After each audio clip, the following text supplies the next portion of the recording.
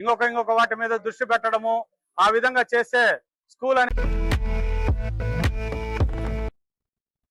పశ్చిమ గోదావరి జిల్లా అత్తిలిలో సుమారు 100 మంది దివ్యాంగులు వారి కుటుంబ సభ్యులకు పెద్ద చిత్రాన్ని ఉచితంగా ప్రదర్శించారు. ఎంఏసీ చైర్మన్ జనసేన నాయకుడు దాసం ప్రసాద్ మాట్లాడుతూ చిత్రంలోని రామ్ చరణ్ పాత్ర దివ్యాంగులకు స్ఫూర్తిదాయకమని అన్నారు. ఆత్మవిశ్వాసంతో జీవితంలో ఏదైనా సాధించవచ్చనే సందేశాన్ని ఈ చిత్రం అందిస్తుందని తెలిపారు. ఈ కార్యక్రమంలో జనసేన నాయకులు, వీర మహిళలు, కార్యకర్తలు పాల్గొన్నారు.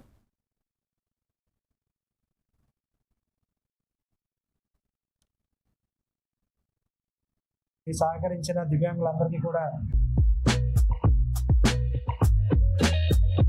గ్రామాలు, భారతదేశంలో ఎలాంటి గ్రామాలు ఉన్నాయని మెసేజ్ ఇవ్వడం, తద్వారా ప్రజలందరూ గ్రహించి ఈ సినిమాకి బ్రహ్మరథం పట్టించడం వల్ల ఇది నాకు నచ్చి ఇవాళ మేము అందరం కూడా దివ్యాంగులను ఒక 100 అందరం కలిపి మా జనసేన నాయకులు ఈ యొక్క నిర్ణయం తీసుకోవడం జరిగింది.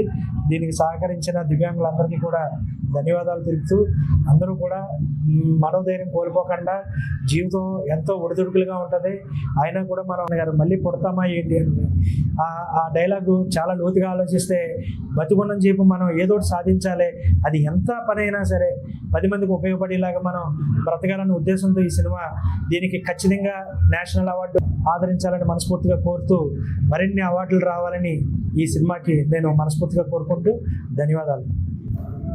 ఈరోజు తణుకు నియోజకవర్గం అత్తిలి పట్టణంలో మన Attili marketing yard chairman Dasam Prasad గారి ఆధ్వర్యంలో ఇవాళ దివ్యాంగులకు స్ఫూర్తినివ్వడం కోసం రామచరణ్ గారు నటించిన పెద్ద సినిమా ఆ పెద్ద సినిమా ఇవాళ దివ్యాంగులకు చూపించడం ప్రతి ఒక్కరిలో కూడా ఉత్తేజంతో వాళ్ళు చేయాలనుకున్న సంకల్పాన్ని ఎక్కడా కూడా వెనకడికి వేయకుండా ఆనందదాయకం, స్ఫూర్తిదాయకం.